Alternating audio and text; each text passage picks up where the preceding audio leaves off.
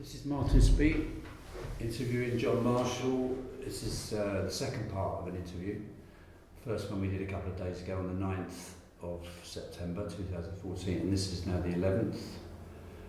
And we got up to around 1970. You were talking about joining Nucleus, beginning of that, the change in the music. Well, before we get back to there, there's a couple. If you may remember that early on, I mentioned that sort of how there was a sort of kind of almost two-tier scene, and we sort of talked to it in terms of divisions, Well, that I thought about that, and it really kind of implies a sort of judgment about ability, which it wasn't.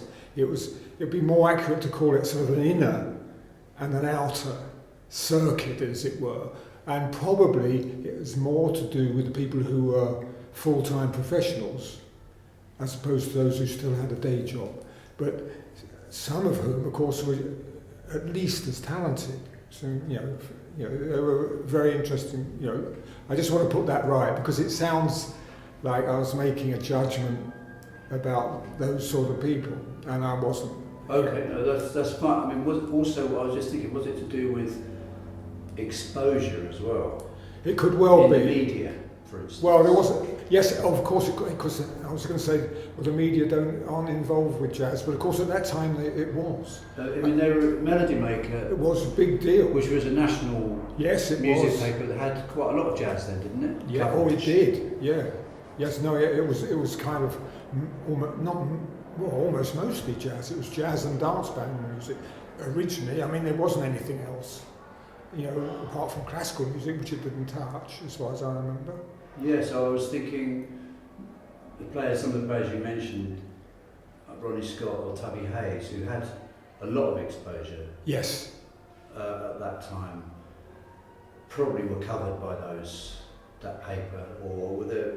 Yes. Were there other media? What else? Well, I mean, I think the whole scene was covered, but of course they were the stars. And that's what I'm talking about in a sense. That was for whatever reason that. Apart from, of course, they were fantastic players, and producing fantastic music. But other very interesting music was being produced. One that comes to mind would be the Rendell Carr group, fantastic band. But it was, I may be wrong, but it never seemed to me to be part of that sort of golden circle. So what's...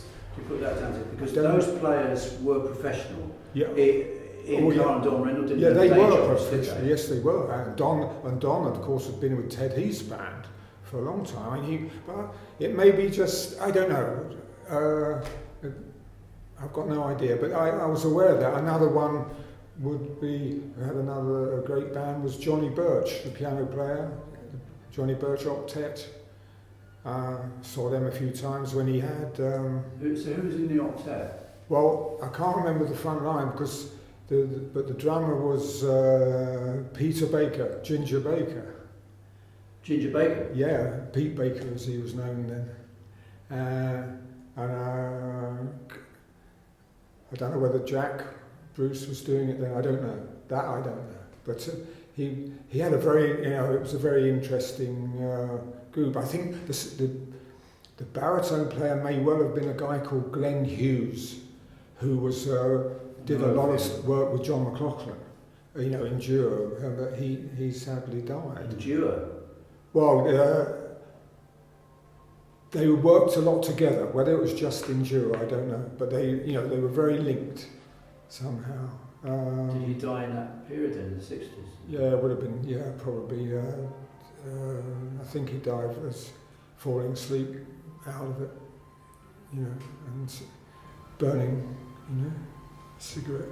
I think so. I think so. Or I may be wrong, but it was an accidental death of some sort, I think.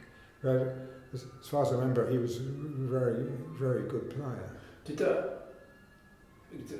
I know of John Birch because when I went on one of the summer courses when I first started playing, he was teaching on it, the one in Wales, in fact. Barry. What Barry, was Barry? it was Barry, yeah. He had a great vibe and atmosphere about him, which is wonderful. But did that band ever record that octet? I mean, I can look Not it sure up. it did. Not sure it did. Not many people were recording then. Even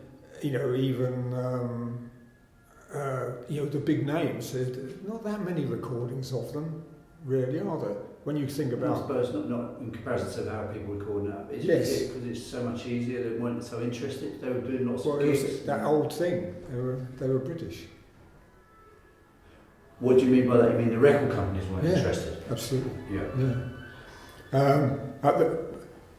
But I mean, John Birch wrote the B-side of Georgie Fame's record, the one that was a hit. I think. Yeah. Yeah, I think he wrote the B-side. B-side of that. So he did all right on that. But I mean, I remember seeing the band a couple of times, with Ginger, and he was ahead of the game then. In what way? Well, he was very much into breaking the time up and sort of a bit Elvinish, but we didn't know what that was then. What year would you have seen him, roughly? Sorry? What year would you have seen him? This is early. I mean, It's early 60s, isn't it? well, yes, it'd be 64, something like that. Yeah, because that's when the R&B thing was really kicking off. Because I did quite a bit on that at one time. Oh, okay. With Ronnie Jones and the Nighttimers. Actually at that time I started playing all sorts of things all over the place. I just was up to play anything. So you played a lot. You were working all the time, were you? Well, the interesting thing is, which I'd forgotten, that I was doing an awful lot of things, but I still had another job.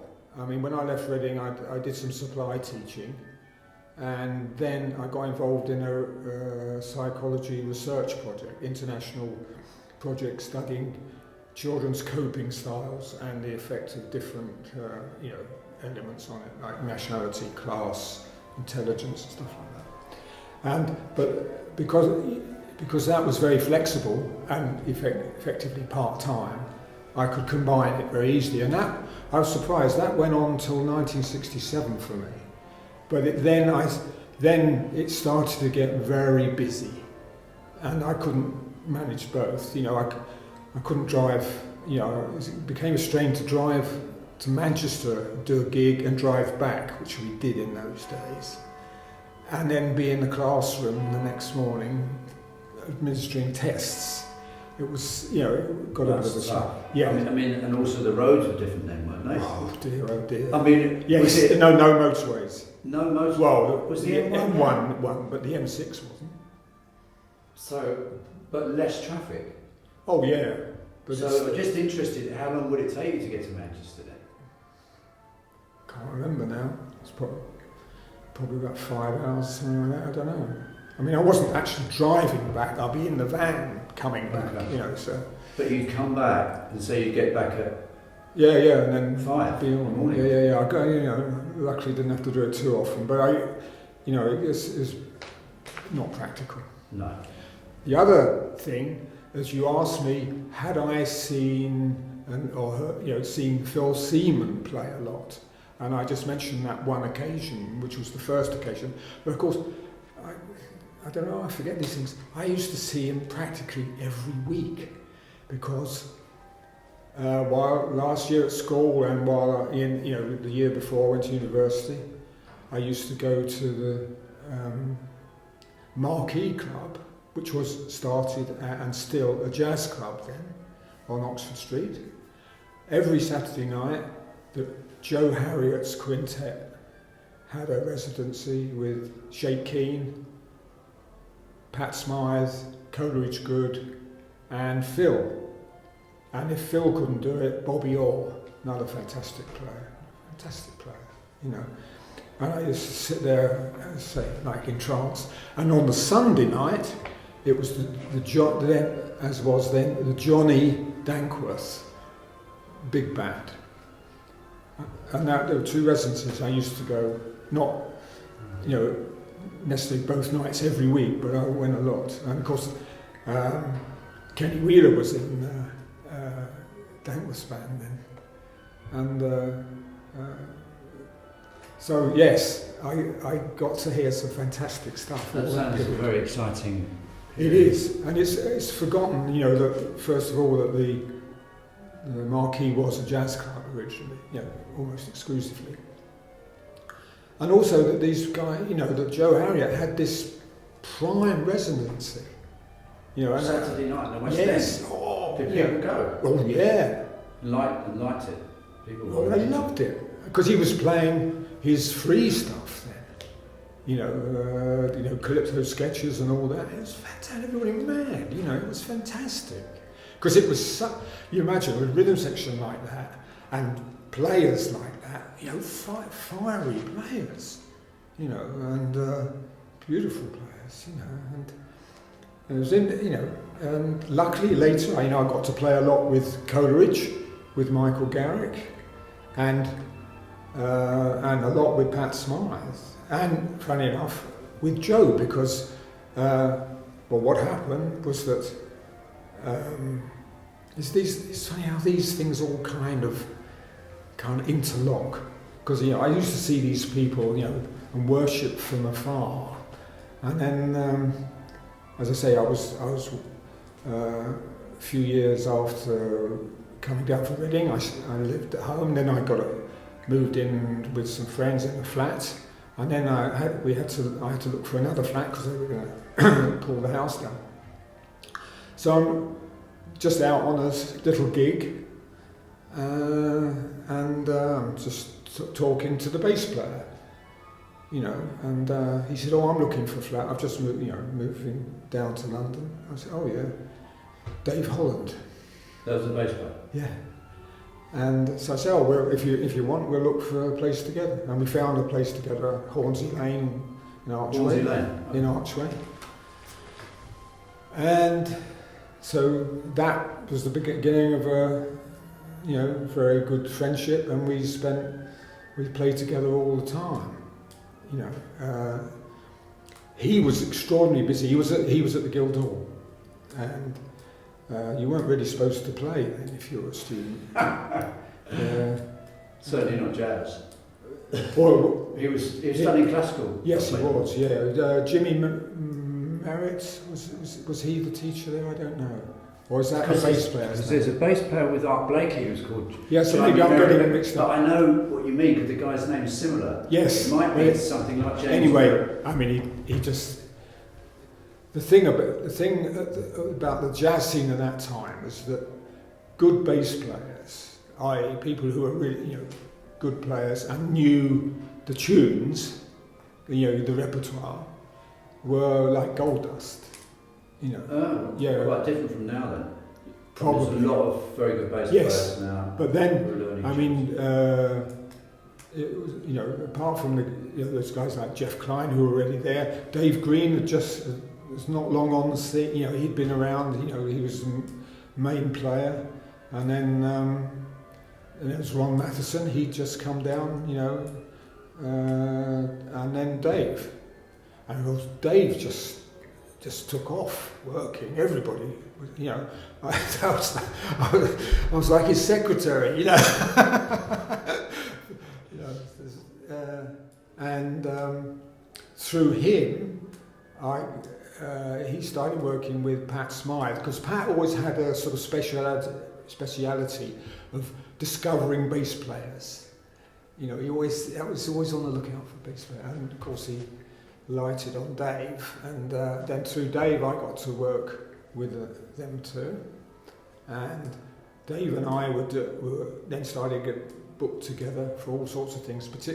And I particularly remember they used to an idea of how strong the scene was then, how many gigs there were. The BBC had jazz club every week, which featured 2 live bands. Oh, I can remember it. In the 70s was when I started. Yeah, so we are now talking about sort of 67, 68, round there. because Dave went to America in '68, I think. So it was Peter Clayton presenting it in the 60s, that programme? Yeah, that's right. And I think the producer was Roger Eames, who'd had the big band up in Nottingham when he was a student. Yeah. And sometimes Dave and I would get booked for both groups. And that was great. And in fact, we worked together a lot. And of course, the famous night at Ronnie's.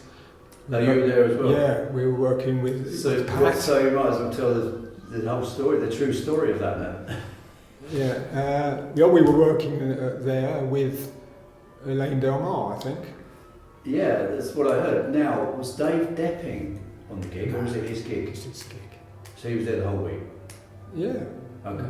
I heard some other story that he was I know, I've heard that. For Ron Matheson? No, I don't think it was. No? Because it was his gig. Pat... I can't remember. No, I tell you why I know he wasn't Depping. Because that wasn't the only thing going on that gig. Well, anyway, I'll tell you what happened exactly. And I'll put some background into that. Was that we did the deal at this was the new place now. And of course, where I must go over, I haven't mentioned the old place.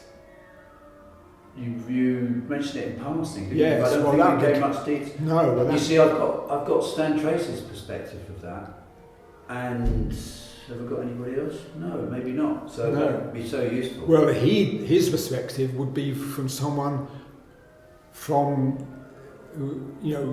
in a sense, who was kind of established.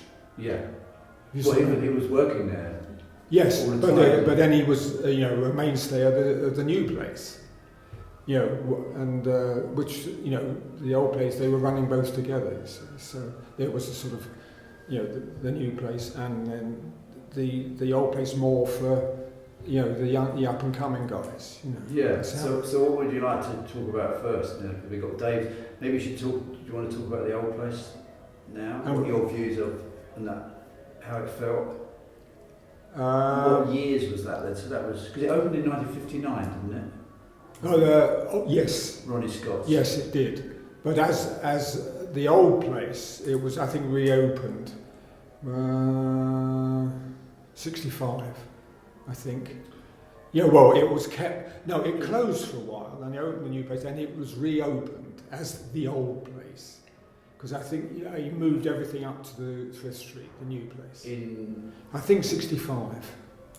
Okay, and they kept the old place for a little while, wasn't it? Well, yeah, that was. In fact, I looked it up, and the official history gives it as finishing in 67.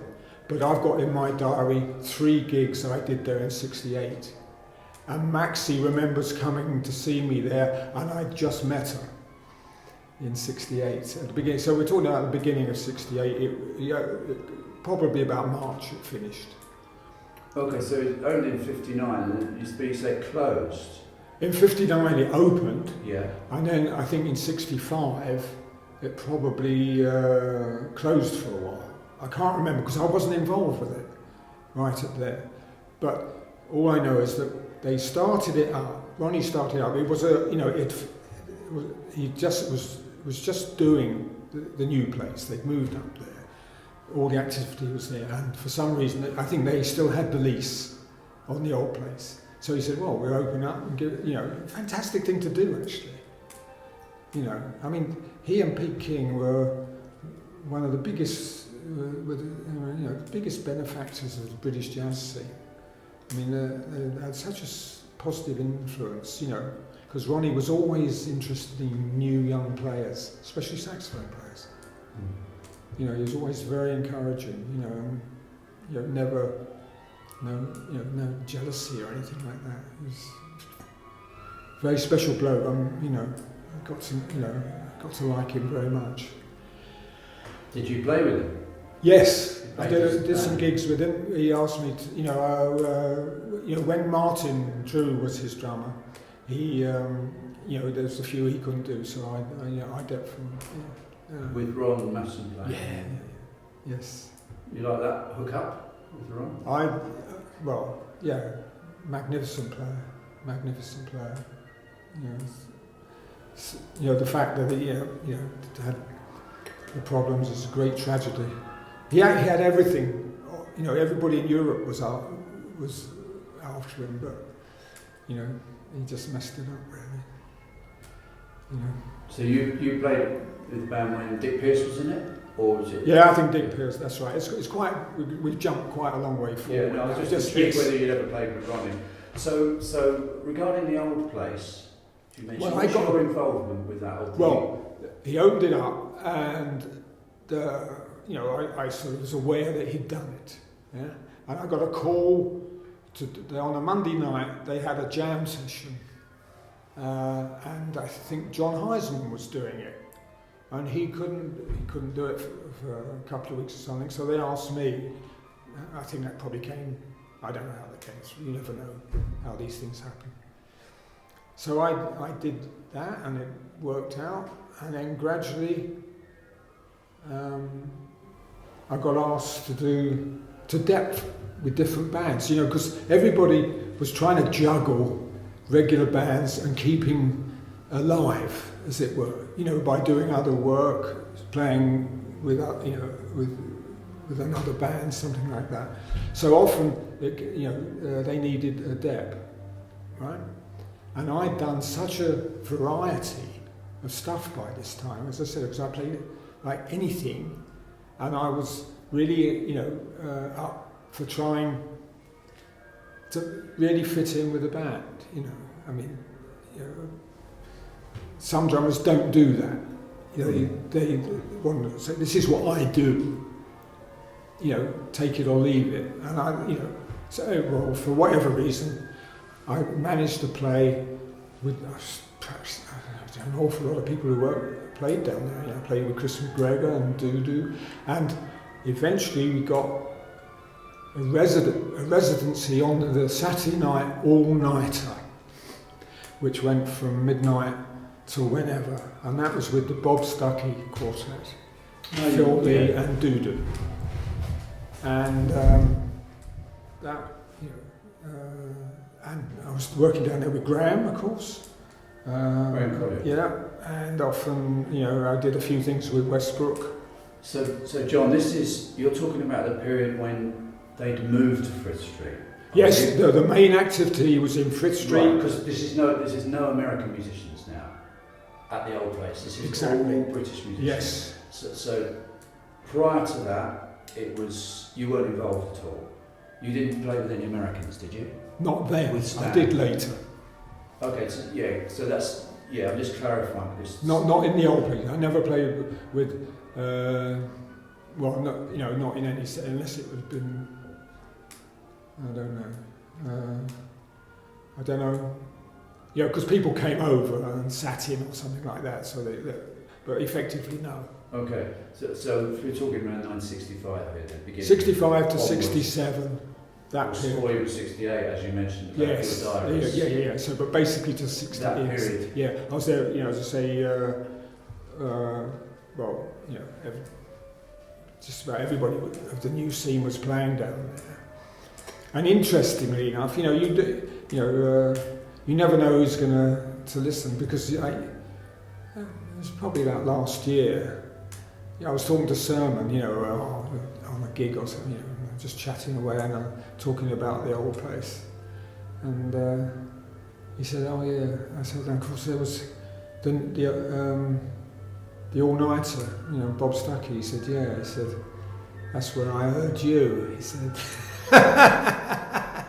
and he said, "Oh yeah, okay." So you never know, do you? You never know who's listening. I know sometimes playing down there that they'd all come over on the all-night. They'd come over from the new place. The people who've been playing there. And I remember one night, the whole front row was Ronnie, Tubby. They were all there. It was like, it's really nerve-wracking. But that sounds like a particularly wonderful period with the two clubs being open at the same time. Yes, but also specifically for the new guys. Brilliant, isn't it? Because it gives you, not only a gig, but that's where everybody used to hang out. And a lot of it is down to that. It's the interaction socially as well as musically. You develop this, this sort of spirit. Yeah. You feel part of something. And of course it was getting around and people were showing up from all over. At Dave and I's flat, we had Dave Liebman staying. He came over to check it out. And the nicest guest of all was Rashid Ali. He stayed with us. And he was, guests are not always, they try, guests and fish stink after 3 days or something, So my wife said. But he was absolutely delightful. And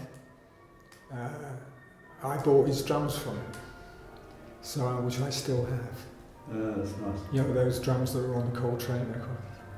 What, on Interstellar Space or? Well, the ones with, the What ones. drums are they? They're Rogers drums. Rogers. Yeah. He got a deal with Premier, I think. So. He bought them over, or you got? Yeah, he bought them over. I used to go take drums on planes then. Well, you could split it round.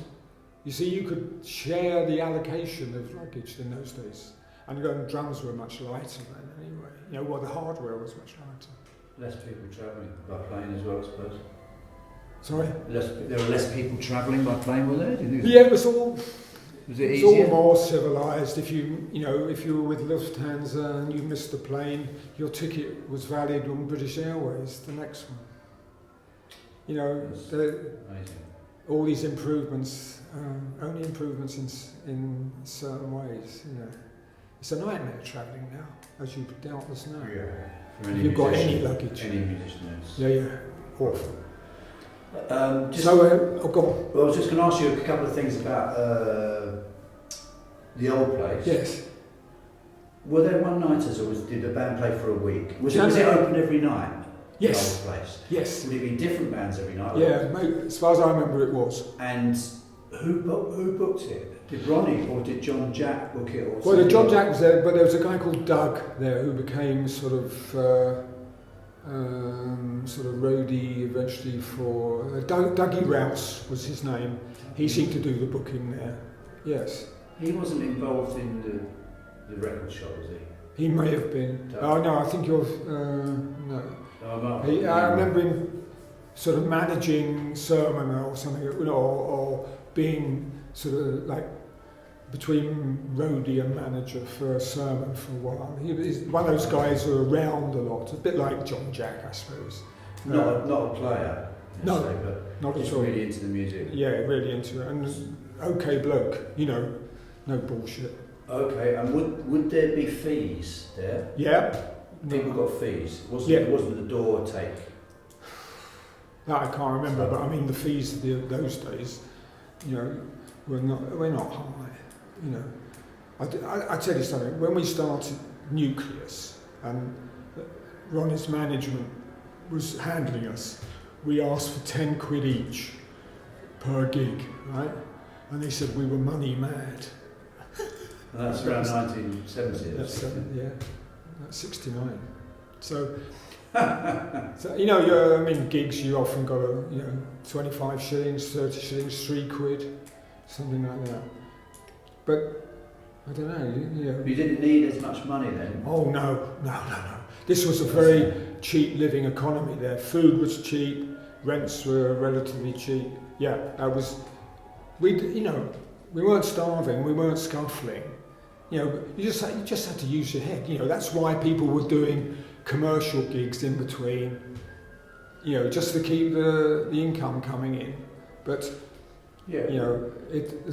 I always thought, it's better to be playing than not playing, right? So if I've got offered a gig, and even if it's musically not that interesting, do it. 1, I'm playing. 2, I'm earning a few bob, and with a bit of luck, something might happen which I can kind of file away, and that's what I used to find. Like years later, in a different context, that comes up. I say, oh, I can do that, so I want something different. Yeah. You know, it's just using your intelligence, really. So did you? So when did you play at the new place first? The first thing I did at the new place was with Selena Jones, the singer, with Spike Heatley and what's the piano player there? I'll come back to that. I know Chris Pine used to call him Chimney because he had a cigarette and he's always had a cigarette. Very nice guy, good piano player. That was supposed to be for 2 weeks and it extended to 6 weeks. And so that was... See, how does something like that happen? Can't imagine that happening now because and I've heard that about things in New York as well, that people get they get a run, then they get an extended run. But haven't they booked someone else to play after them the next week? Well, they just cancelled them all. Or maybe they haven't. Maybe or they just things were done really shorter notice then. Yeah. You know, everything's like forever. Now it's like yes. 2 years in advance or something. Yeah, that's totally fascinating. Yes, and I'll tell you what, you know, Tony Levin who was playing with Tubby then. He was so nice to me when I went there, because it was sort of a big deal to go to a new place. You know, you still had this feeling that that's up there.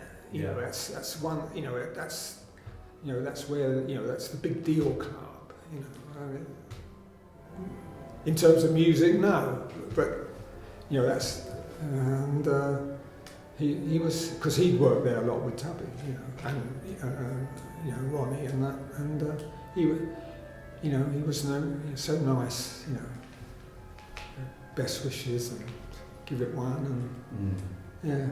And I gradually started working there. First American I worked with was Barney Kessel.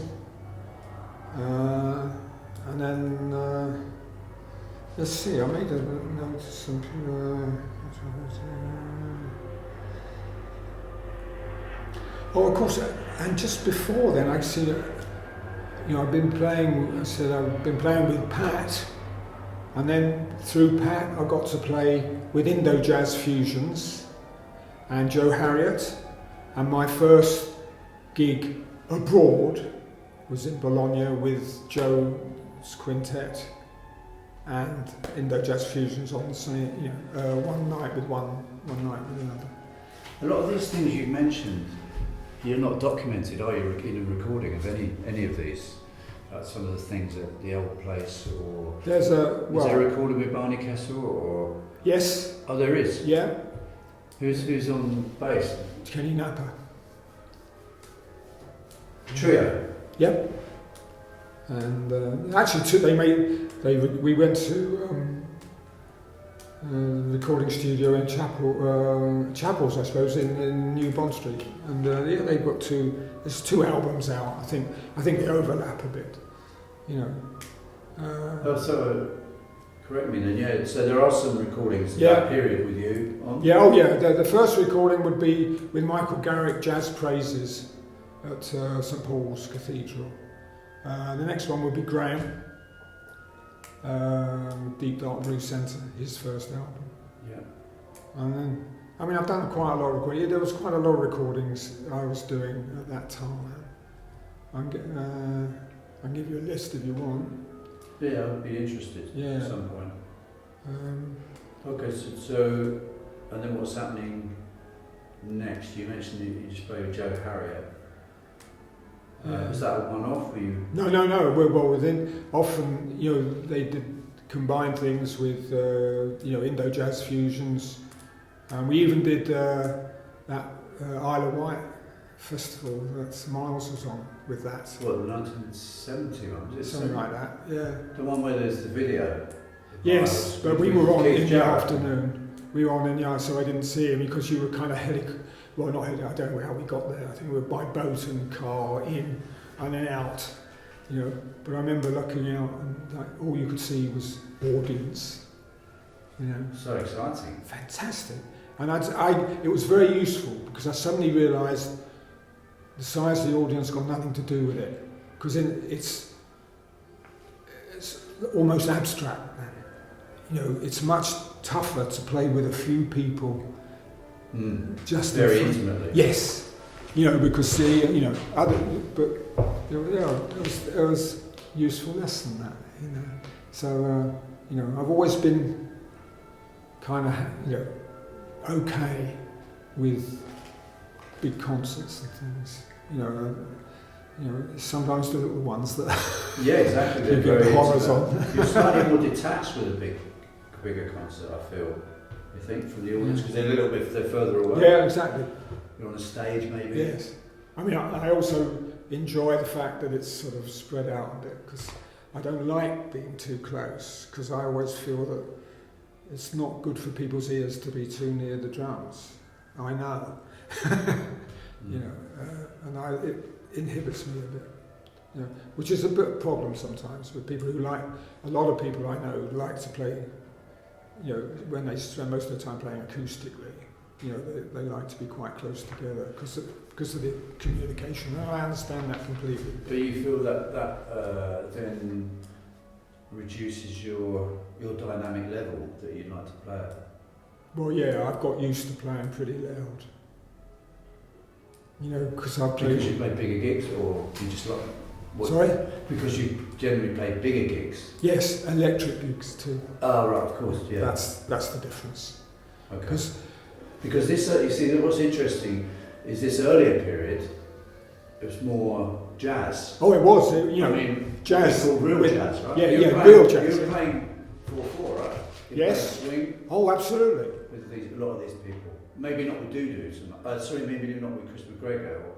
Yeah, it was still, it was based on that, you know. Yeah. And I played with an awful lot of singers, you know, where you have to really, you know. That's another dynamic. That's a special. You see, I like playing with singers, you know. I like playing big bands. I like playing. That's it. And if you sort of try and get out, you know, put in what it needs, you get a lot out of it, you know. And exactly, you don't have to do it forever if you don't like it.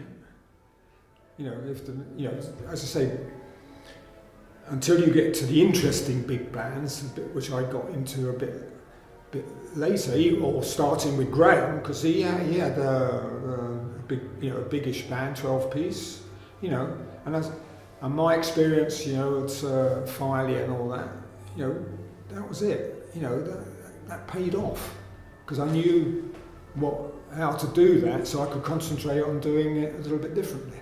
You know. So I'm playing at Ronnie's, you know, with a few things, and we get back to this gig with Elaine Del Mar. I was just going to say, do you want to talk about Dave? Yeah, and I'm, you know, playing a lot with Dave. And the scene was very interesting because Dave and Surman and McLaughlin was around. They were all playing together. You know, it was, you know, that's a very normal thing in America, I think. You know, they play together a lot during the day. Oh, just playing, not yes, gigs. No, they just play. Playing. You know, and it happens here less. That's my experience of it. Of your generation. That time. I don't know what goes on now. It's probably I do a lot of playing with people.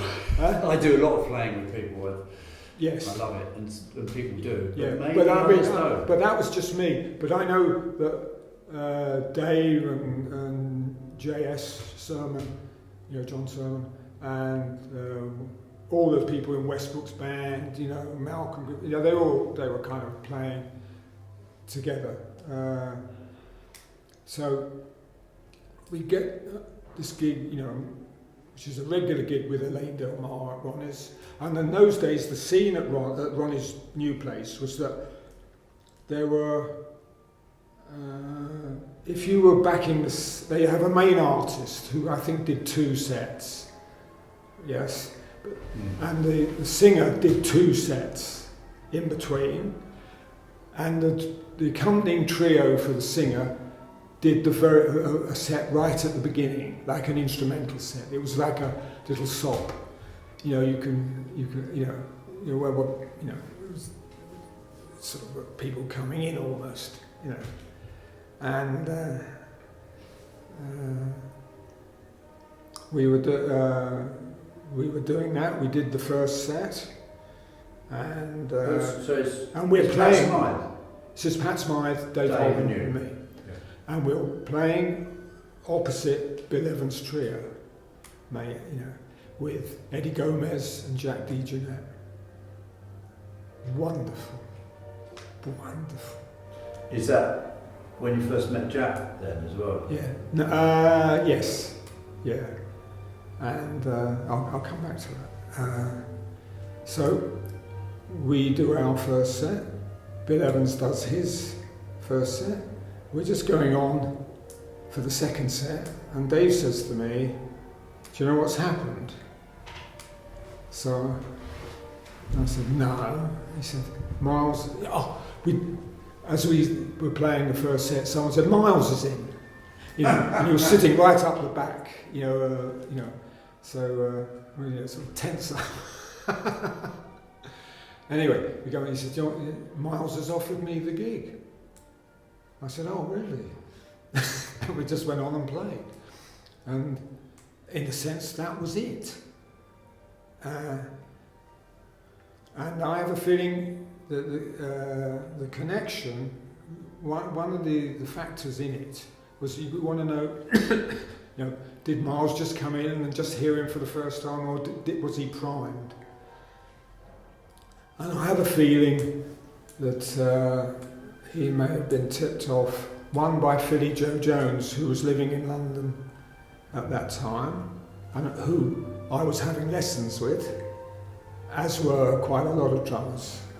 We can talk about that if you want. Yeah. So did Philly Joe play with Dave at that time? He was around. They were playing a bit, because he wasn't allowed to work, you see, because of work permits. And he was here because of the drug, the addiction? Probably. Or tax, I don't know. You don't really know? No, I never asked why he was here. And it wasn't for very long, was it? A year, it was nearly a year. A year? Nearly a year, yeah, it must have been. 68? Yeah. 67, 68. I've spoken to Dave Wickens, who's a drummer. Do you know Dave? Well, I know the name. Okay, well he had lessons off Philly Joe at that time. Did he have a good time with him? Yeah. Because there were some moments of Philly going in a room, taking some drugs with some other musicians. Right. Because I know Pete King or I know there was some that people going on, and Dave was very young. He was yes. 18 or something. Yeah. Well, I know some people had a dodgy time with him, but I think generally he liked it.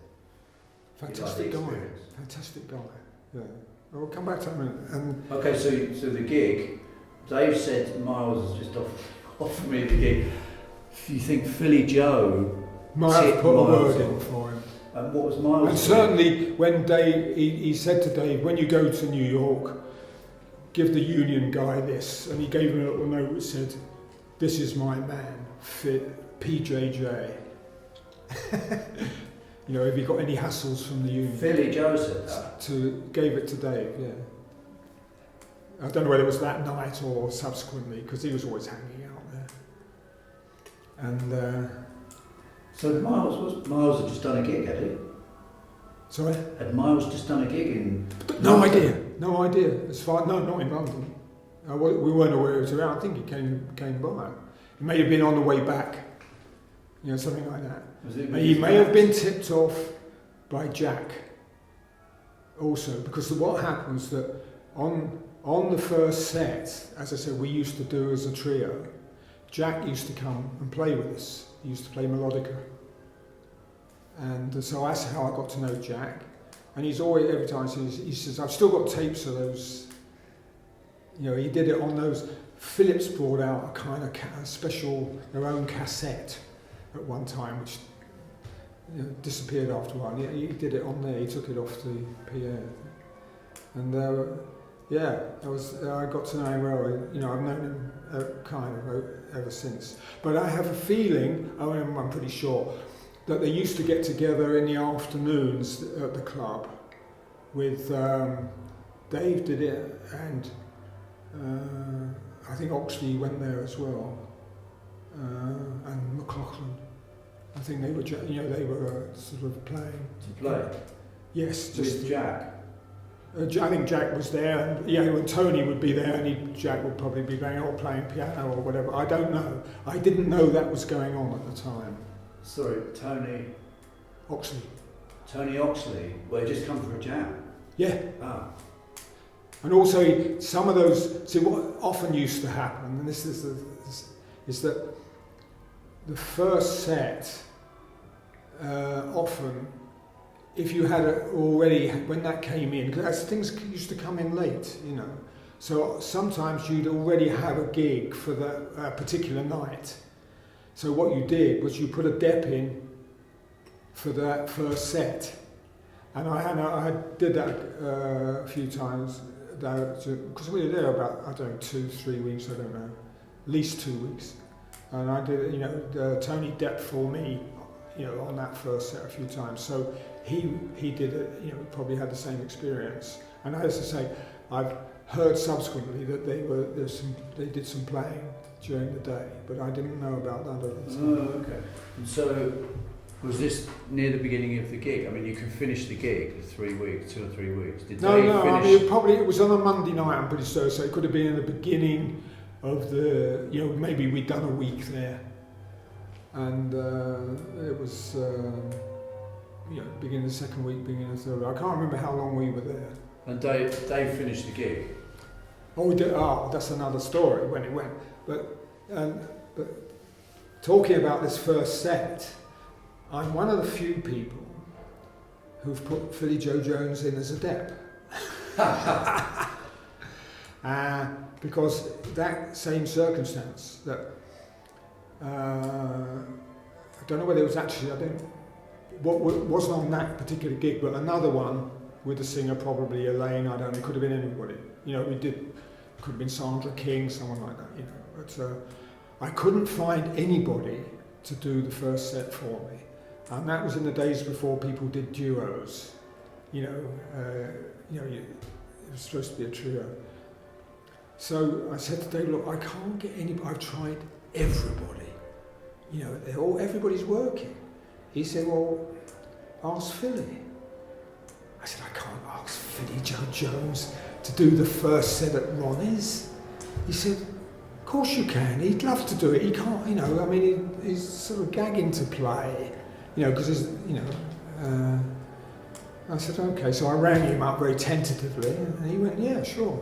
He turned that suit, yeah, and played great, of course, and then when I arrived there, I said, Pete wants to see you in the office.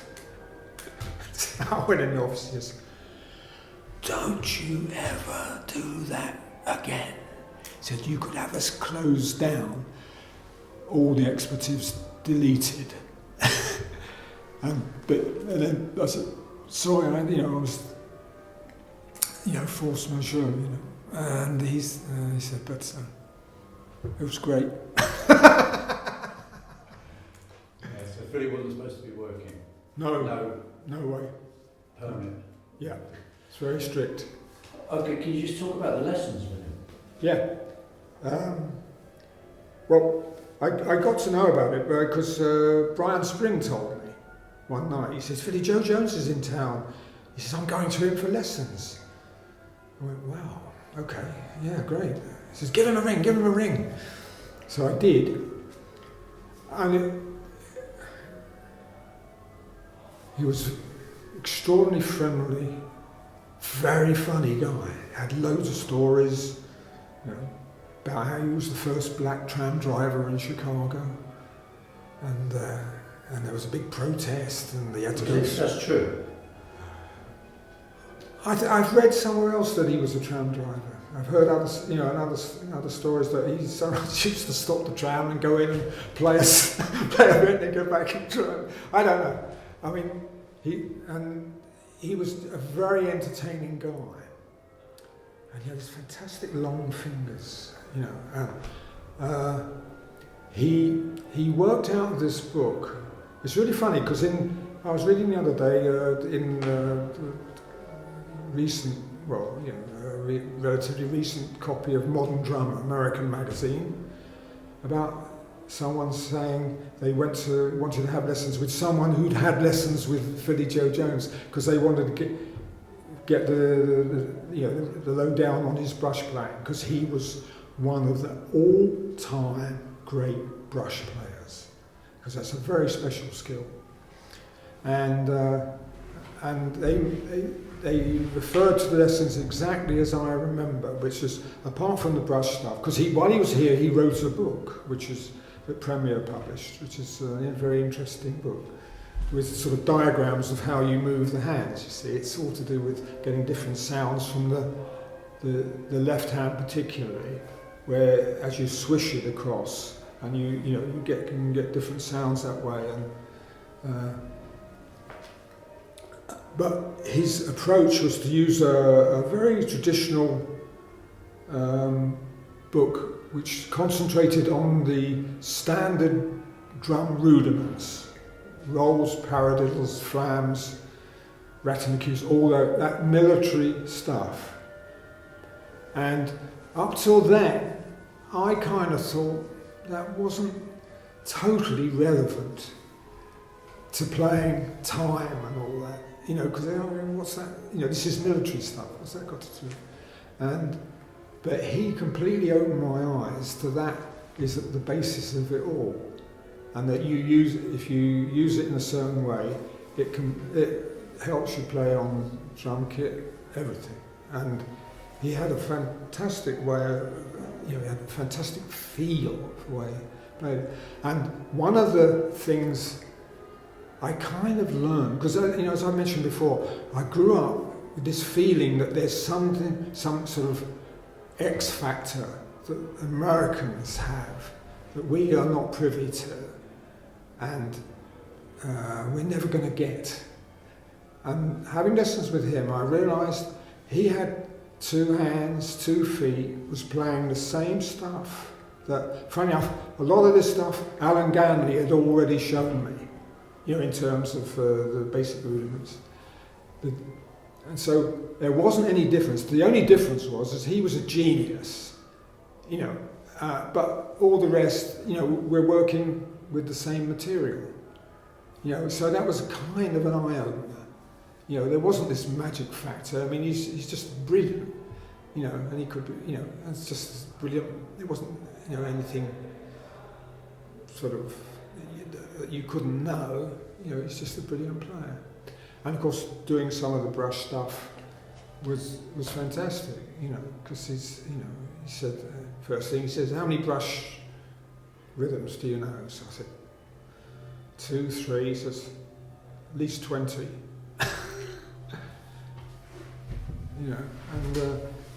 And he also, the other thing he said to him, he said, he was a very elegant player, and feisty but elegant.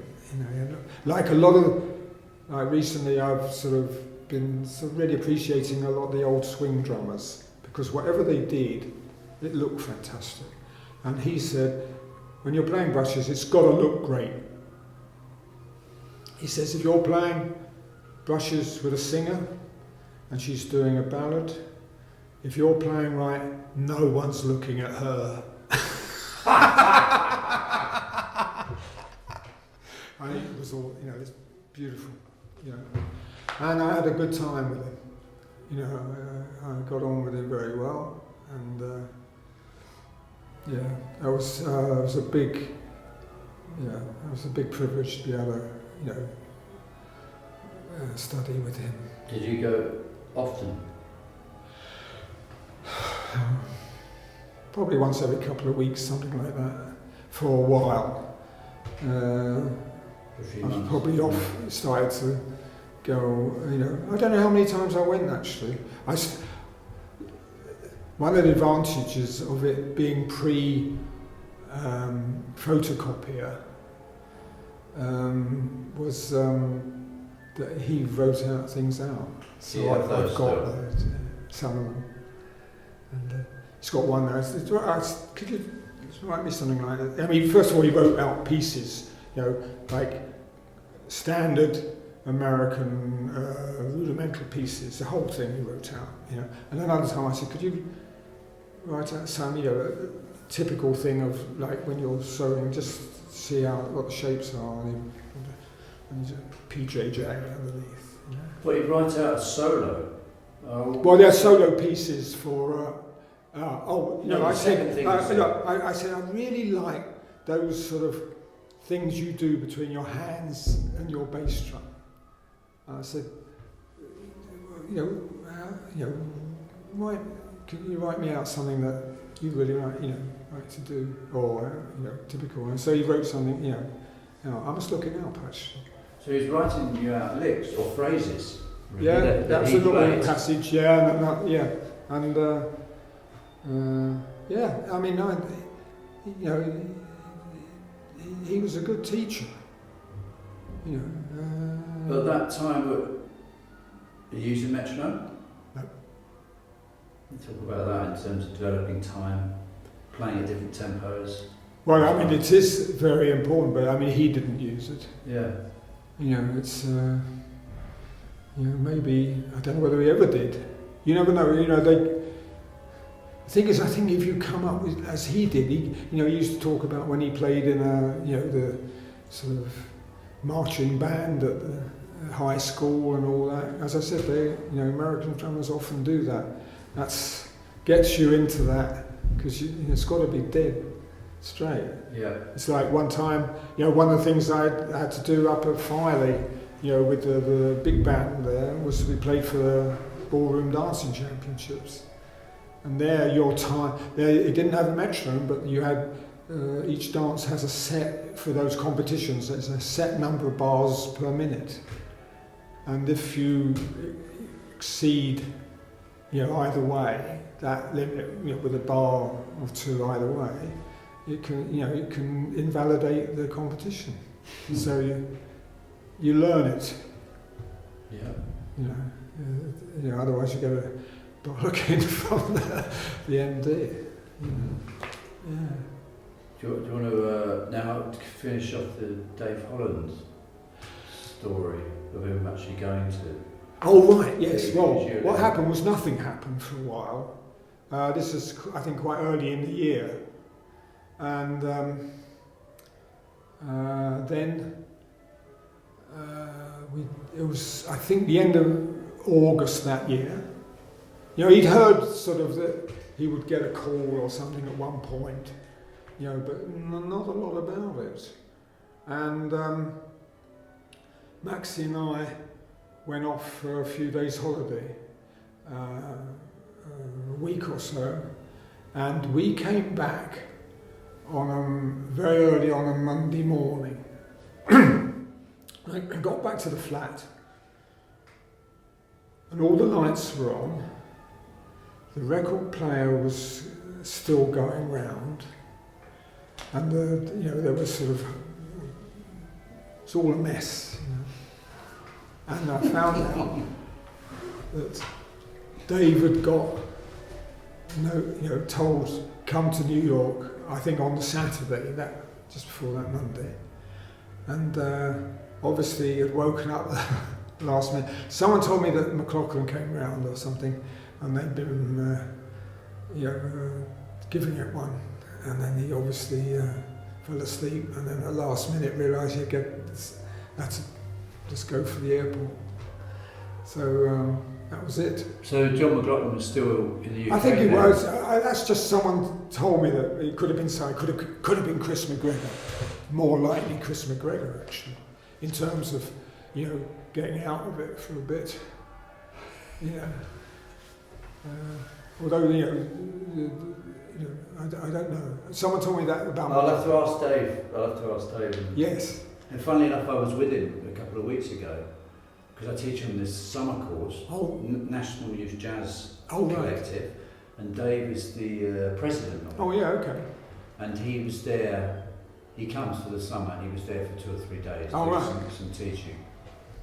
So it's nice. I met him last year actually, but so it's nice to have a connection with him. The first night we played a set of his music, his tunes, all the tutors. But I should ask him who he was hanging out with the night he left. If anybody. But someone told me that it may well have been Chris. Actually, I'm thinking about it. It sounds more likely in terms of what went on. And then off he went. And I don't know whether he'll ever tell you, but it wasn't an easy time he had. Because, no one said anything to you, did they? That's right. Because the reason for that was that they'd been having a different bass player every night, apparently. So for them, he didn't know he'd just come from London. They thought he was just some guy, another bass player, bass player du jour, and... he knew Jack then. Did he stay with Jack? Yes. Or did he stay with Jack? Or I wonder where he went. That I don't know, but he got on very well with Jack. I can only tell you what. Actually, I think Jack. Did Jack tell me? Well, anyway, this reason. The thing is that it wasn't. He was being given a kind of hard time, I think, by Tony Williams, I think. I don't want to sort of malign anybody, but this is what I've heard.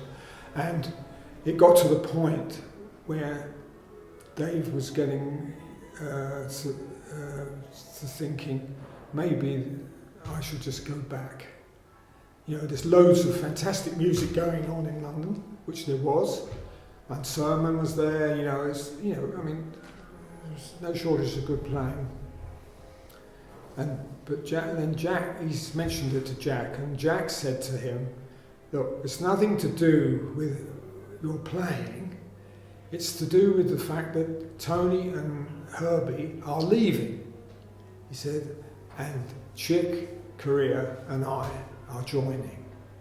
So what you've got to do is you've got to hang on in there, because you won't get another chance. If you go back now, that's it. So if you hang on in there, say Chick and I are joining and it's going to be great. And in fact, it was. And that's the story I heard. That's how I know it. But I've never discussed it with Dave, because I've hardly seen him since he went. I saw him in New York when we went that time with Nucleus. But he obviously didn't like what we were playing, so he kind of disappeared. And then the next time I saw him, I've seen him briefly, but I think the only time I've played with him was a few years ago when, you remember, we used to do a big band, Kenny Wheeler's big band, once a year. The BBC did it. Golders Green, when they had Golders Green, rehearse in the afternoon, record in the evening, that was it. But when it came to making a record for ECM, they got the American rhythm section in, Peter Erskine, Abercrombie and Dave. And Dave, of course.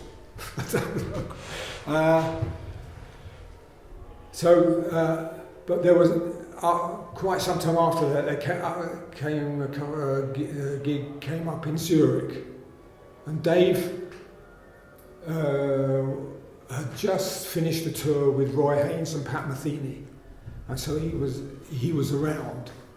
So he did it, and they asked me to do it because they didn't get, it was obviously not in the budget to get Peter Erskine over. So that's when I played with him. So that would have been in the 90s, would it? Oh yes, that's quite a long time.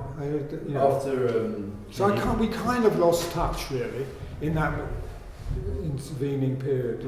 It was, I had to do quite a bit of sort of sorting out after Dave had gone, because practically every day these parking tickets arrived when he's been doing all these sessions and just parking outside places and that.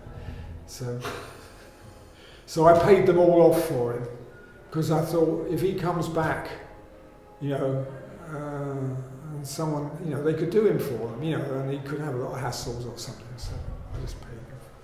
That's very nice of you. Yeah, I was glad a good friend. I'm glad to do it, you know. And, yeah, it was. So you did that one gig in Zurich. Yes, that's it. We may have played 2 nights. How was that? Well, it was okay. It was very good. Playing with Dave was something else actually, because it was like playing with this gigantic click track. He's absolutely rock solid. It does not move. No. Unbelievable. And it's very interesting because that changed then from earlier on. I think so. I didn't notice it before. It was more flexible in the. I would think so. I didn't think about it. I mean, it never occurred to me, so it must have been. I mean, my feeling about it is, knowing a bit about his development, is that he got so into the rhythmic thing that he just done it to a very high level, isn't he? In a metronomic. Yes, and I also think if you're playing, especially as a European immigrant on the New York jazz scene, you've got to kind of be bomb-proof. You know, because there's a million guys who want your gig and think they should have had it, you know, before you. Yeah. It was a white boy from. So you've got to take care of business.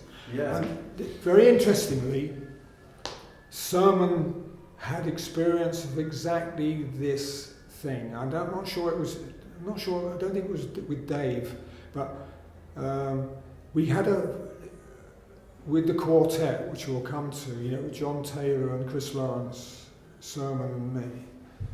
We had a 3-week tour in the 90s, I think. Can you imagine that? And that was a magic band. Absolutely magic. Anyway, the day we finished that tour, or 2 days later, he started a tour with the American Rhythm Section, with Abercrombie. I don't know whether it was Dave. Well, Surman did. Yeah, Surman did, yeah. And he was telling me that for the first couple of days, he found it very difficult to handle playing with the American Rhythm Section, because he said they didn't move. And he said that's how they do it. They each are metronomically incredibly aware, and they all do it, and in a sense it's sort of parallel. So it works perfectly. But he said the European way is, he said, if I kind of give it a bit longer on a phrase, a bit more yielding. Yeah, they go with it. You know, it is the European tradition. Eberhard Weber used to, really, be very well aware of that and used to like it. You know, and that's in a sense what I mean when I mentioned earlier about I'm European. I do it. You know, I don't know I do it. And maybe to Americans, it sounds a bit wrong. You know, it sounds a bit sloppy, maybe, I don't know. But Surman actually told me that he prefers, in the end, the European way. Well, it's European. Whereas I think Dave has taken on the American way. He's become super American in that sense, I think. Yeah. There's no right or wrong, is it? It's just a different approach, isn't it? Well, it is, but I think if you take that approach that he does, there is a right and wrong. Yeah, you can't. Yeah, I mean, it's either there or it's not there and it's wrong. And I can appreciate that, but there is another way of doing it, and that's the way. That's my excuse. It's certainly difficult to combine the players in that way. It can be, yes. Yeah, I totally understand where you're coming from. Yeah. I totally understand. Have you work with an American drummer, don't you? I worked with Paul Motion for a bit. Oh, right. Which was wonderful. Was it? But yeah, but he's very flexible. I was going to say I would have thought he's very flexible. Yeah, he's very. I mean, he's he's not around anymore, you know, he passed away 2 or 3 years Oh yeah, ago. sure. But I was lucky to do about 3 tours with my project, and we recorded for ECM. And so I had that experience with him. Now he's an interesting American musician. When he plays swing, it's fantastic, Yeah. really swinging. But he loves playing free and rubato, masses of rubato, Yes. all the time. So he has 2 sensibilities for me. He's quite unusual for an American, I would have thought. Yeah, I mean, American drummer, I mean, because they have this time thing kind of really, more than us. Well, I think if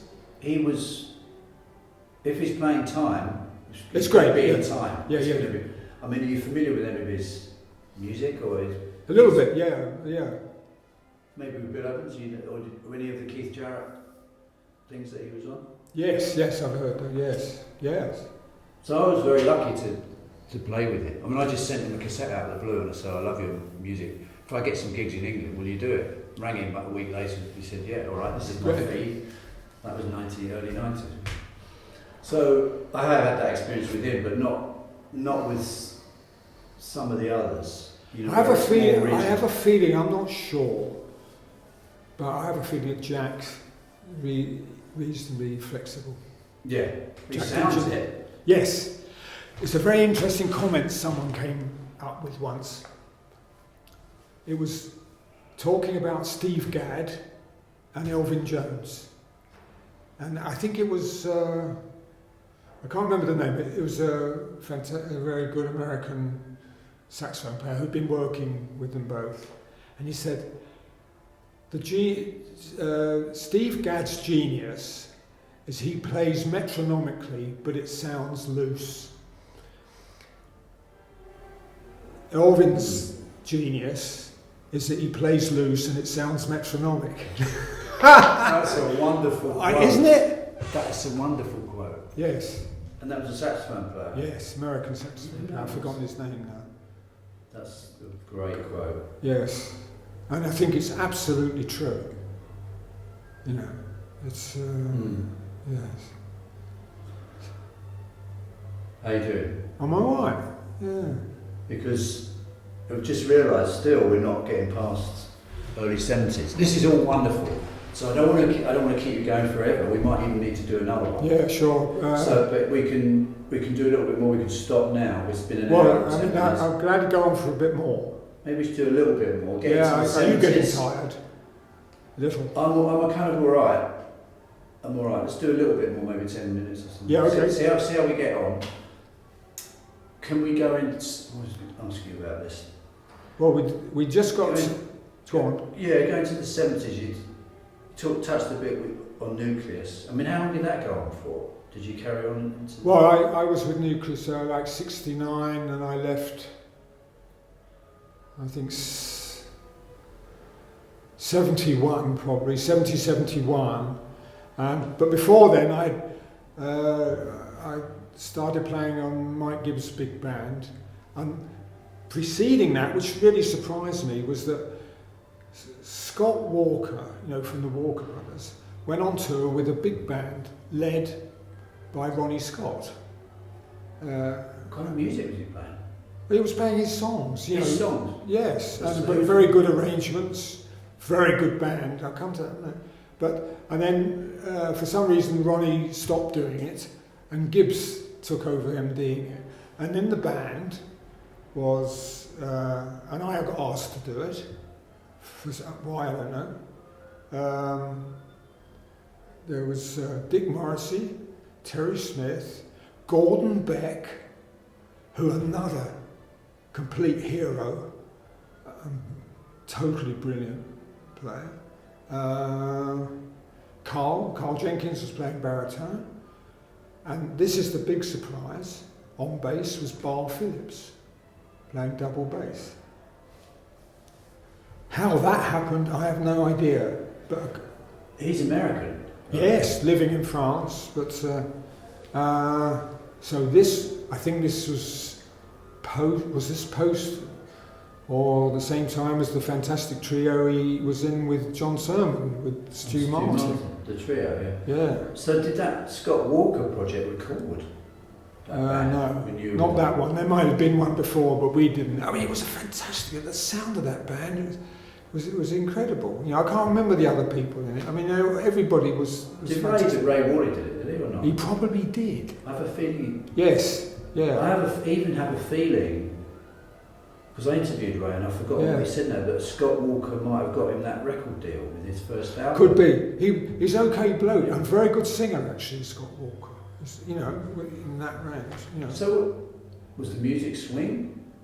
I can't remember much now. No, not particularly. It was Must be probably if it was rock. his songs. Probably, you know, yeah, probably, and you know, and probably ballads and things like that. But I remember them being just being such a good band, and I'd had a long night, you know, and we even had some one time we had organised a gig, you know, like a jazz gig for all the people there. It was very nice to play with Barn. You know, So it was a tour. It was a tour. Yes, it was. Of Britain. It was just a one-off tour. That was it. You know, it was probably I don't know, a couple of weeks. In the 70s. This was Still in the 69. Still in the 60s. We're not See, getting that. We're No, not getting that 60s. well, there's so much There's so much going on at that time. You know.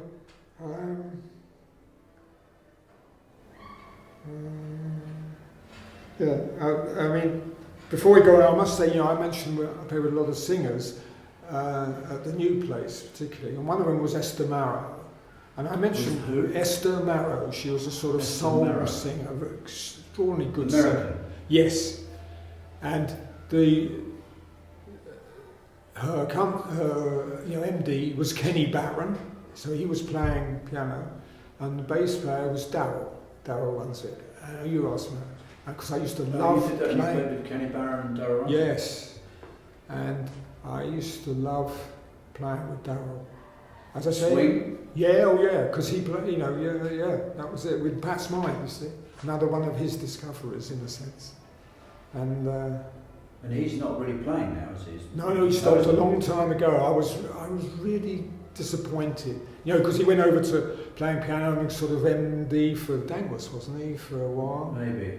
Yeah, and then he got involved in singing and composing, you know, and yeah, I used to see a lot of Darryl, and I rated him as a very good bass player, you know, very good. But anyway, that's by the by. So we've done the Scott Walker thing, and then Gibbs, who I knew from Graham's band, Graham Collier's band, decided he wanted to form his own big band. And so he did, and he asked me to do it. The bass player was Jack Bruce, who I used to go and see, who was a hero of mine. I used to go and see him play early 60s in a club in West Hampstead called Kluke's Clique.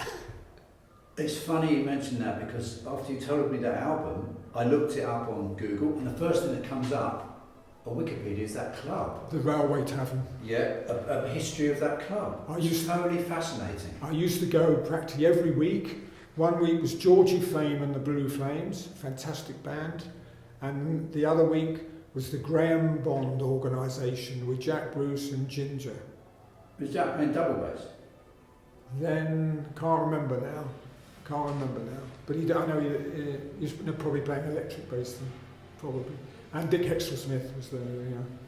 And that was, cool, that band was on fire. You know, and Georgie had a really great band, you know, like rhythm and blues band, you know, very kind of understated.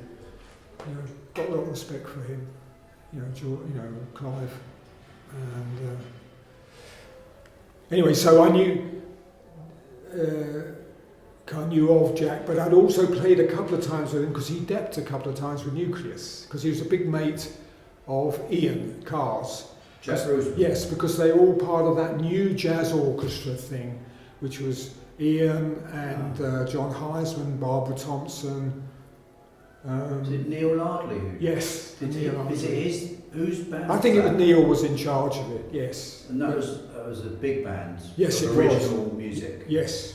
absolutely. No, that was early 60s, was it?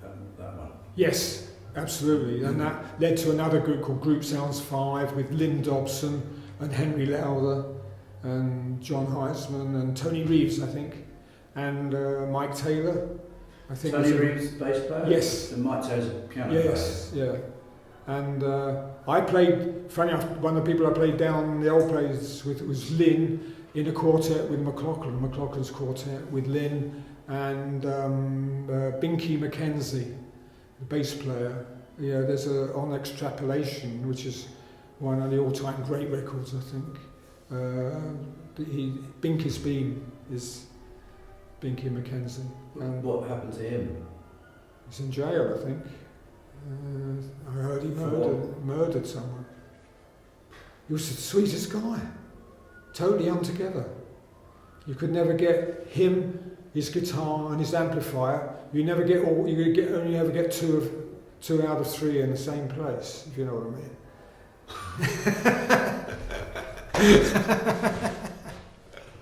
Was he stoned? Probably, I don't know. You know, at the time, it's not an issue, if you see what I mean. It's this guy, it seems a bit untogether. There's any number of sort of untogether people around on the scene. Exactly, yeah. Yeah, so it's just, but playing with John was wonderful, it's sort of, great. But it didn't last very long because Lynn and he didn't get on, I think, something like that. And anyway.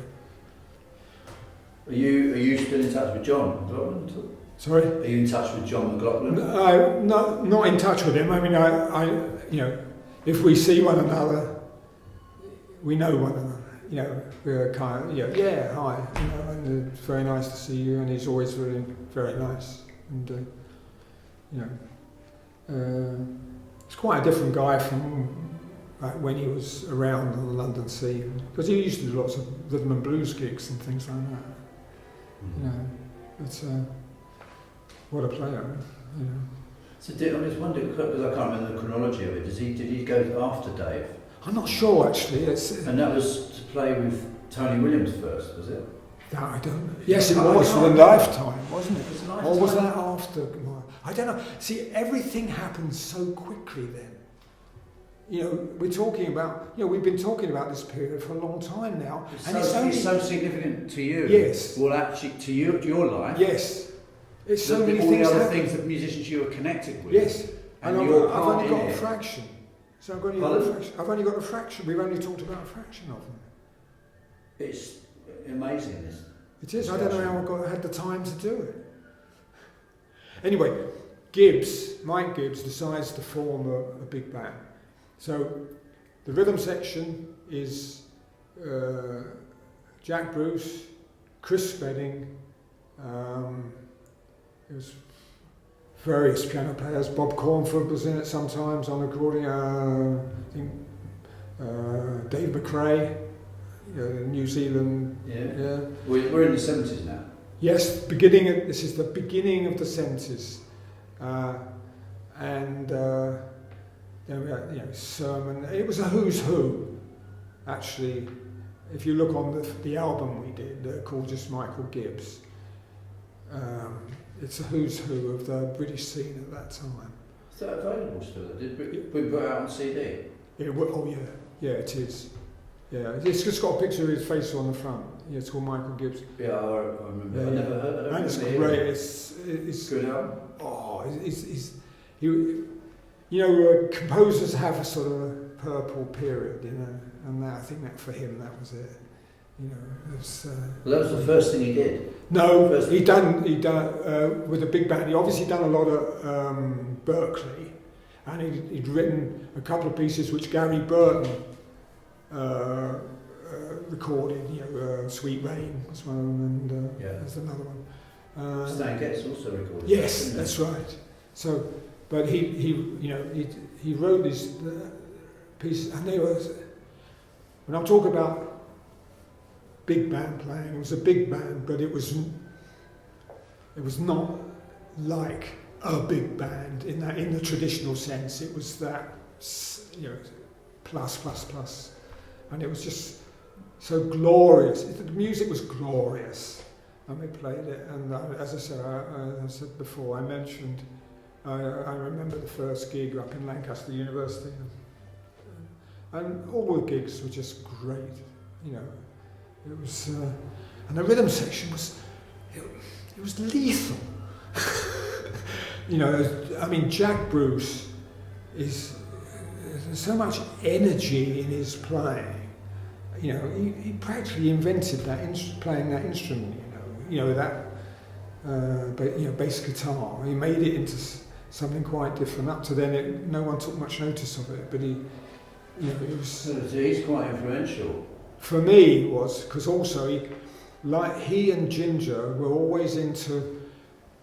You remember we talked a bit about time, how you played the time. Well, there's one aspect of playing the time in jazz is the actual character of the way you play it, the actual phenomenon of what you actually play. The other thing is the internal time where wherever you go, you have good time if you come out on the one. Does that make sense? Yeah. Well, they were pretty much into that. So a lot of the way he played and the way he wrote, that was influenced by that. So by playing with him, I got a better understanding of how to play odd time signatures, particularly. He was. Was the band doing that then, or not? Well, doing anything in 5 or 7? Well, not with Gibbs. I've kind of jumped forward a little bit because, you know, I joined Jack's band a bit later. So that's Jack Bruce. Yes. Was Jack on that album, Mike Gibbs' album? Yes. I think there are 2 basses. There's Spedding plays bass on some of it as well. 2 guitars. Ray Russell is there, I think, as well. You know, it's fantastic. And of course, with Nucleus and previously with Graham, of course, I've been playing quite a lot of things in odd time sequences, which I kind of felt comfortable with. You know, for some things you are comfortable with, some things you aren't, and you know, I kind of liked it. You know, and what I meant by Jack was that when I eventually got to play with him an awful lot, his approach to some of those things was very interesting, and I learned a lot from that. And anyway, there's the Gibbs thing, and the same. Now, what's going on? I'm just generally playing around all the time as well. You know, with as many, you know, umpteen people. Doing all sorts of, you know, quite a lot of studio work, stuff like that. What kind of studio work were you doing? Whatever came up, you know, you didn't know what you were going to get. So you on there are fixers then? You on fixers lists? Yeah. Yeah. I mean, the thing was, there was, sorry? I just wondered how that happened for you. Did it happen in the 60s as well? Yeah, it was, as it came up to the end of the 60s, you know, it suddenly, like these things do, it explodes, you know, suddenly, and also the whole scene was exploding. You know, that's why the rock scene was soaring away. The jazz scene was kind of benefiting from the general, you know, taste for listening to live music. You know, and also the recording scene was phenomenal. Do you think you're unusual, or do you think a lot of people were working a lot then? I think a lot of people were working a lot then, because I was not what you might call a hardcore inner circle studio player. Those guys lived in the studios. They would, you know, in a sense, a lot of them would be seen dead doing a live gig. Who was that? Well, I mean, who would it be? You know, although, you know, I haven't put names on. I just know them as studio players. Yeah, not jazz players. No, I mean, some of them were. I mean, one of them, of course, was Kenny. I mean, but Kenny Wheeler. He was doing a lot of studio work. Oh yeah, I mean, he was, yes. But he was totally unusual.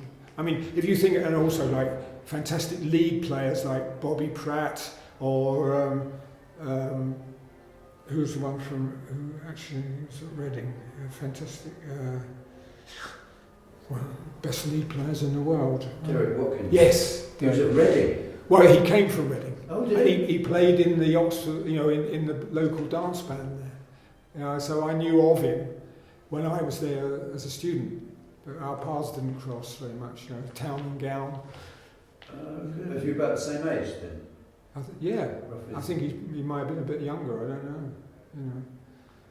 know. Yes. And Roy Willocks. Those sort of players. But there was so much studio work around. It spread out, so people like me couldn't do everything. So people like me got it, and all people around were doing, get called because there was so much. And I used to think myself as a sort of not really a studio player at all. But I look at my old diaries and there's loads of sessions in there. Was it a lot of reading? Oh yeah, totally. I was always reading. Oh yeah, and the fixers were totally, impossible. They just ring up and say, Olympic Studios, 2:00 Wednesday. Bang, okay, phone went down. That was it. You did, and a lot of these guys lived in fear of them, because if you didn't do it, you're off the list, and that was your living. They totally ruled the roost for a long time. They were, I did it when I interviewed Stan Tracy. He said a very funny thing about fixers, because he did a few studio things, Stan, but he said he wasn't a good reader, and he was petrified most of the time. So in the end, when one of the fixer's secretary rings up, he says, "Oh, thank you very much, but I'm not going to do any anymore." And he actually did. Good for him. Turn them down. Well, it ruined a lot of people's lives, actually. Did it? I think so. I don't know about a lot of people, but because people are unhappy doing it, really. Yes, because you're either, a lot of the time, you're terrified or bored. It's either really hard. You didn't know what you were going to Very get. hard, or completely. Or so, and over again the same crap, So you must have played on a lot of pop things, did you? Well, not a great deal. Or TV things, or that was funny enough. The TV things I did were later. I did some film things, film sessions, and I did quite a few. They used to have a series where they did covers of pop thing, the current hits. And they put it out on a sort of label. I forget what the label was called, but not that Music for Pleasure. There might be something like that, yeah. And you do about 6 titles, in a session. You just put the thing out and play it, But I never enjoyed it. There's a certain mentality that gets off on it. The challenge, and the sort of workmanship involved, and the craftsmanship. Yeah, and for those people, it's still the same today. And you're either, constitutionally okay with it, or you're not. And I didn't miss gradually. The scene contracted, it got less and less. I was quite happy about it. I was doing more and more things. I was away a lot, working.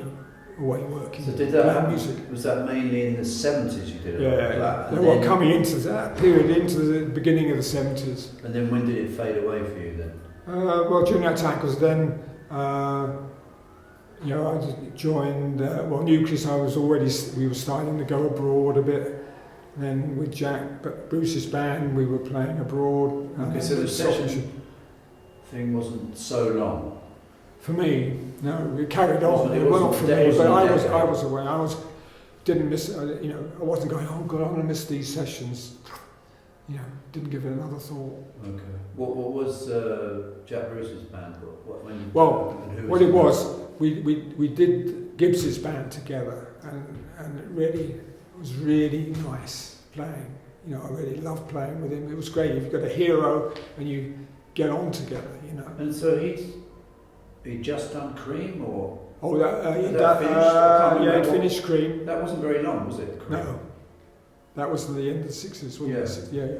Now, he'd done Cream and he'd done a couple of other things. He'd done quite a few things with Carla Bley, I think, and various projects. So actually he was a huge name as Oh, well he at was. the time. Oh, crikey, yeah. And after we'd done some gigs, he said to me, called up and said, look, I'm doing an album, in the middle of an album, I'd like you to do a couple of tracks on it. And it was an album called Songs for a Tailor. And basically what he did is he booked Morgan Studios every night from 12 midnight onwards for a month. And he'd done most of it, and John Heisman did most of it. The horns were Henry and Harry Beckett, Henry Elder, Harry Beckett, Art Thiemann and Dick Hexel-Smith. The producer was Felix Pappalardi, who was a big name with a group called Mountain in America. Remember that group? Yeah. Leslie West. guitar Yes. He was a very nice bloke. He was producing it, and so I did 2 tracks on that, and it's a nice album actually, nice album. And then subsequent to that, Jack did another solo album with just the 3 of us. With Chris Spedding was also on Songs for Taylor. In fact, one of the tunes says, "Never tell your mother she's out of tune." I think that someone told me that refers to Chris's mother. And we did an album, just the 3 of us, called Harmony Row, which is a very nice album. Jack singing on these. Singing, playing piano, bass, and guitar. And we recorded that sometimes with just the basic track was just acoustic guitar and drums, and everything else is, he's absolutely master of sort of recording techniques. Fantastic. You could even edit those big tapes. Well, you had to splice them, cut Oh them. yeah, I used to tell them how to do it. They used to do cuts like that, So. And then later that year, I suppose, what's that, 71 maybe? Yeah, 71. He said, want to go on the road with band, So we did it with Chris, Art Thiemann, Graham Bond, Jack and me. And we did, it was about 6 months, that's all it was. 6 months of gigs? No, I mean, it lasted 6 months with, started off in Italy, complete riot, tear gas, the lot. Amazing, it's a different world, Why? What was... I don't know, people used to like having riots those days. We used to get a lot of soft machine gigs, especially either in Italy or particularly the south of France. There'd always be a demonstration outside of people who want to get in for nothing. Music belongs to the people, it's free, so we want to come in. You just mentioned soft machine first. When did that? Well, interesting enough, we did the thing with Jack, and it finished because Leslie West and Corky Lang came into town to do some recording, asked Jack to play on their record, and that led to him going off with them to the States. I think I saw that band at the Rainbow in London. You remember that band? Yeah. West Bruce Lang probably. Yes, that's right. Just called that's that, right. Yeah. Okay. And the energy had gone out of the quartet in a sense because Chris and he weren't getting on too well, and Graham had become a bit of a problem, and he had to fire him, and so anyway, bands usually finish when they have to finish. You don't think so at the time, but when you look back, you think, yeah, okay, that was about right. So I loved it. I learned, as I said, I learned a lot from Jack, and it was great. That was the last time you played with him? I think I played with him maybe on an occasion since, but I basically that was it. It was a shame, because I really, really liked it. And on the day that he rang up to say that he was finishing the band, I went down to Ronnie Scott's new place just to hang out, and the soft machine manager was there, and he said, "You want to come and play with softs?" So I said, "All right, okay, why not?" Is that just after Robert Wyatt had... No, not just after. The story was, Mike Ratledge, the keyboard player, told me, when Robert left, they wanted to ask me to join, but I was with Jack's band. So they got another guy, Australian drummer, called Phil Howard, who was Elton Dean's friend. So he got him in. And what happened was that Elton and the new drummer wanted to play totally free, the whole time. And Hugh Hopper, bass player, and Mike Ratledge had tunes they wanted to play. So it developed into a big problem. What's the album that they're on? They're on and Phil Howard's on 5 or... Well, what it is that when I joined, they were halfway through the 5th album. So he's on one side. It sounds fine to me. It's not free, and I'm on the other side. And I remember when I walked into the first rehearsal, the atmosphere, it was awful. It's like walking into a fridge, because they were, Elton was cheesed off because his friend, Phil had been given the boot, and they were, Hugh and Mike were kind of demoralised, So, okay, so we just started playing it and. Managed to put it back together again. Did Elton carry on? He did for a while. We did it. The first thing we did a very long tour in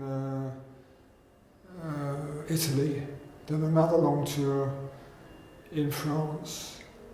After that, he left. What had happened in France was that they'd previously done an even longer tour. Of the Maison de la Culture in France, where basically he and Phil just played free, and the audience departed. And so when we did our tour, no one turned up much, and so we did this whole tour and didn't get paid. Didn't get paid? No, not at all. And I was just Maxie and I were just buying a house. It was an absolute nightmare, Maybe we got a few bob, but basically, we were talking about 3 weeks' work and at least 3 weeks' work, And what I didn't realise was that it was in the days of the record company gave you an advance, which was supposed to cover several albums. Yeah. Not the wisest thing to do. And they'd blown it all. So they had to record the albums and pay for them themselves? Yeah, band. You as well? I came in after the band. Well, it was, yes. They offered me a kind of retainer at the beginning. But I said, no, I want, I would like Jack's band, I want it, in equally, and they said, okay. Whether that was wise or not, I doubt, but I probably would have earned more if because it was very small retainer, it was nothing. But I didn't find out so much later that what we were having to do is finance the albums that we were contracted to do out of income. So you did that? So I stayed there. I don't know why. But how many more did you do after that? Well, blimey, a lot. Fifth, we did the 6th and the 7th. When the band were paying for them. I suppose so. I had no idea. I wasn't involved with the finances then. I just went along, and there was obviously, I mean, they hadn't spent the whole lot, obviously, because they could still make, and the band was going out for reasonable money, but I wasn't making much money at all. So even though the audience is depleted because they've been the free playing, we built it up salvage again. that. We built it up again slowly. And so the band toured a lot then, did it? Yeah, we carried on playing, and then Elton left and formed his own band, just us, with Phil Howard, and Carl Jenkins. Eventually Hugh Hopper left, and Roy Babington joined.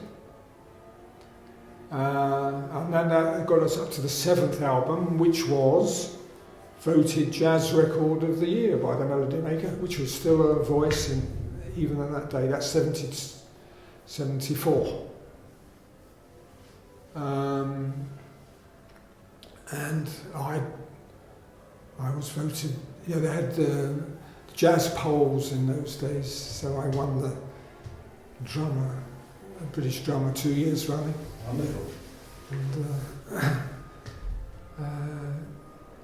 And then at that point, at the same time, I was still doing other things. It was getting less in terms of work in Britain because I was away a lot.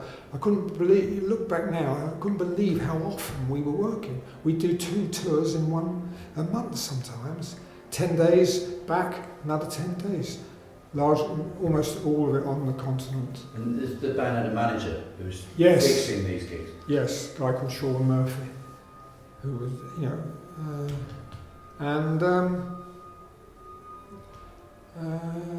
let's see, he got us a deal with Harvest Records after CBS. Well, you see, we did a tour in America. We did the East Coast, and then we were with CBS at that time, and they had one of their periodic culls of artists. So if you hadn't sold millions of records, they just cancelled you, and they cancelled us mid-tour.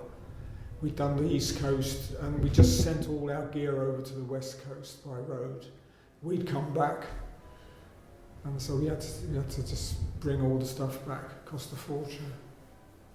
Well, you didn't do the gigs, you mean? We couldn't. Well, they were, whether they were, no, we just had to pull the whole thing because a lot of them, if they should have done it, I think now in hindsight, but it was. We've done 6 weeks in the States. Could do it. But it's very difficult touring the States. You generally lost money. So if you haven't got a record company behind you, there wouldn't be enough income from the gigs anyway to pay for all the exes. So, the record company were paying for. Well, they supported it. Oh yeah, in those days you couldn't do the States without it, and unless you built up a big fan base there after about 3 tours, that was that's how it was done. Yeah. And we then decided. The 7th album was actually a nice album, but somehow we needed something else with the music.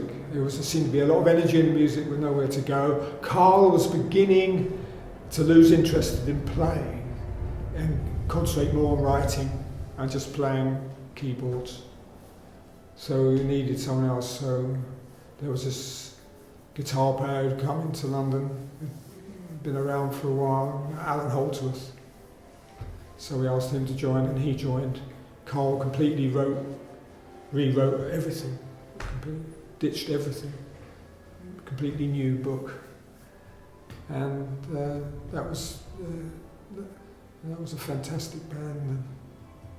Fantastic band. Should we stop there? That's it. And then carry on? Yes. If you want.